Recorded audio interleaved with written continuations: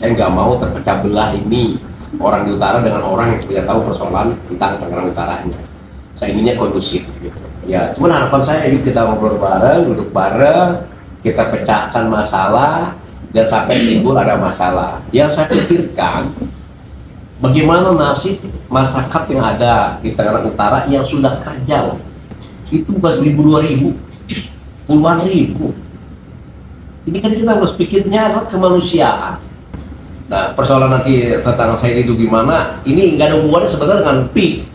Nah, bicara misalnya tadi ada orang, para kepala desa tahan kanan, investor dan sebagainya, bukan tahan kanan.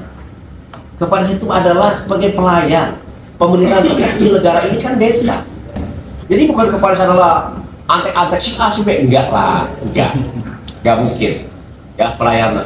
Ya, dan pembangunan ini adalah sesungguhnya bagaimana jumlah tenaga kerja yang puluhan ribu yang ada di utara mau dikemanakan beliau. Ya, ini bicara kemanusiaan. Ya, baik orang Tangerang yang ada di utara di sana maupun orang Jakarta Utara yang ada di sana.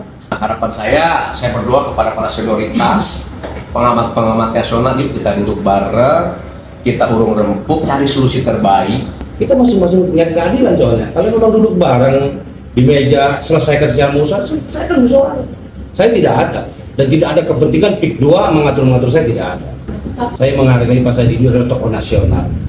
Ya kalau memang beliau pada waktu itu datang ke tempat kami melalui tokoh masyarakat, melalui kepala, saya terima aja, nggak ada tanggapan apa. Karena dia juga sama orang Indonesia, ya. Jadi kita tidak pilih-pilih. Ya, kalau kita tergantung bagaimana mediasinya, ya. Karena kita ingin menyampaikan bahwa kami itu pengen dapat keadilan, Pak. Sebenarnya itu kita melaporkan itu tujuannya adalah agar supaya masyarakat itu percaya dengan kepala desa yang bertugas. Yang namanya pelayanan, Pak. Suratnya sudah selesai berdua, ya udah kita ngapain?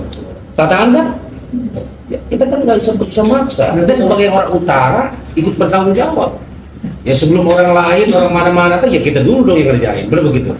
Kita satu contoh pengembangan PIK dari PIK 1. PIK 1 ternyata selesai, tidak ada masalah, tidak jadi negara itu. Ya Bang ya, karena isunya di PIK 2 itu luar biasa. Lapor, saya sendiri yang lapor, banyak Pak. Ya pada waktu itu. Pertama dari lembaga-lembaga ada 5 orang, Ormas ada 6 orang kalau nggak salah. Semua lembaga melaporkan dengan ada statementnya Bapak saya itu kami itu pemerintah desa dipilih oleh rakyat melayani masyarakat kan.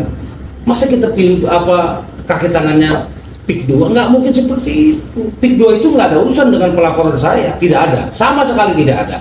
Itu dia mengada-ada. Jadi kenapa mengada-ada? Karena beliau tidak membuktikan orang yang mana dipaksa, orang yang mana digusur dengan secara paksa, diusir dengan kepala desa, tidak ada. Saya tahu Bu, ketika ada pemerintahan Pak Saidi begitu, kayaknya memecah belah Bu. Jadi sekarang ini kepala desa dengan masyarakatnya selalu dirugikan dan tidak ada kepercayaan dengan kepala desa. Dampak dari pemerintahan yang tidak baik. Kan kasihan Bu nasib kepala desa. Kita berjuang dipilih oleh masyarakat dan untuk melayani masyarakat. Ternyata dengan adanya pemerintahan seperti itu dirugikan sekali saya sebagai pemerintah yang ada di wilayah Tangerang Utara.